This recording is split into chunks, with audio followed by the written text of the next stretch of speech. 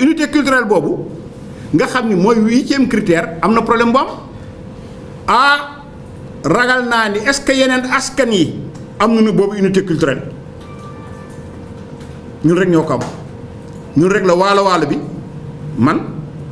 di waxanteeg ajoor bi di waxanteeg saalum bi ñoo bokk benn làkk ñooy bokk benn maam ñooy bokk benn mërs ñooy bokk benn sëriñ ñoo bokk lépp yeneen askan yi ya nga xam ne ñoo gën gaaw ci wolof amul ay 7 par exemple séeréer yi 7 lun y a 7 séeréer y a pas de séeréer y a 7 séeréer benn séeréer du waxanteeg sa morom 7 yi boo demee ci séeréer kajjin yi mooy nga dugg diggante Kees rek ak Dakar rek am na juróomi séeréer ya nga xam ne kenn du ci waxanteeg sa morom lexaar noon ndut saafeen morolan par 10 kilomètres noo séparé mais kenn déggantewul ak sa morom donc ay séeréer lu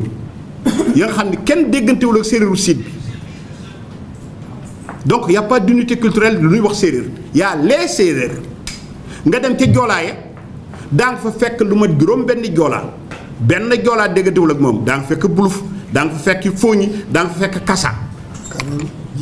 jiraagoon lu nekk daa nga fa fekk donc ay joolaa am donc y a pas une ethnie joolaa y a les ethnies joolaa y a les ethnies séeréer mais y a l'ethnie wolof moi je suis de l'extrême nord wolof waalo la mais man ak saalum bi bés bu saalum bi di tëgg ngoyaan daf may neex danaa dégg lu muy wax ci ngoyaan yépp maak saalum bi du ñuy dagee Touba wala ñu dagee ci Baye Niass ñoo bokk lépp ñoo bokk waru garak lépp ñoo ko bokk mais saafeen bokkul ak dara ak siin buluf ba bokkul ak dara kaasaaba waaye xanaa ñoom kañ ñooñu man wolof bi maa leen mën a wax waaye yéen amu leen unité yéen am na benn critère bu ngeen remplir yéen amu leen unité culturelle ba pare ñun ñoo bokk benn làkk sauf accent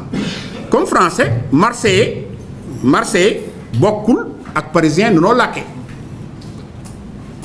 mais man waalo man ak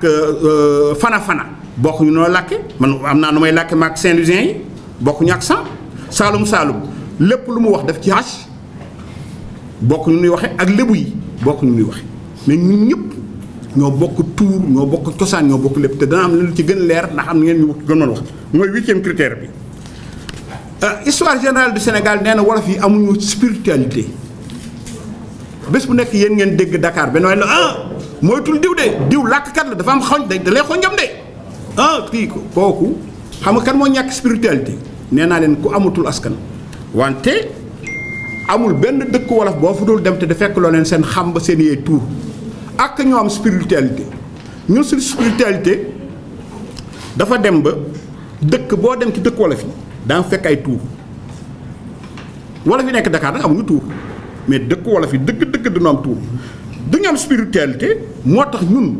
ba l'islam bi ñëwee ñu fab l'islam bi inculturé ko incorporé ko approprié ko defar suñu yëfu bopp dunde suñu l'islam suñu ñeenti tarixa mu di murit tijaan laayeen ñaseen waaw kon ñun ñoo fi ëpp spiritualité ndax ñun ñoo fexe bu ñu ba inventé suñu affaire bopp ba benn naar nekk suñu sëriñ ñu ne ñun amuñu spiritualité du nekk foofu rek ci garab yi di wax nii kii nii ba pare benn nit mënul xonjam wolof man waalo bi ma nekk balaa may nit di ba xonjam wala ma ñëw fii Dakar benn ñu may gis benn non mooy tudd kii lakkat déedéet kenn ëpp ma xonjam est-ce que déggee lu la wax du ma ñëw Dakar bu ñu wax mooy tudd kii ñii du doy de du lay sànni kenn mënu ma sànni korte kenn mënu ci man naa am naa sama xonjam ma ne tam noonu la saalum yi amee seen xonjam noonu la ajoor yi amee seen xonjam mais seulement nag l'islam bi moo tax ñu masqué ko mais dara dañu fa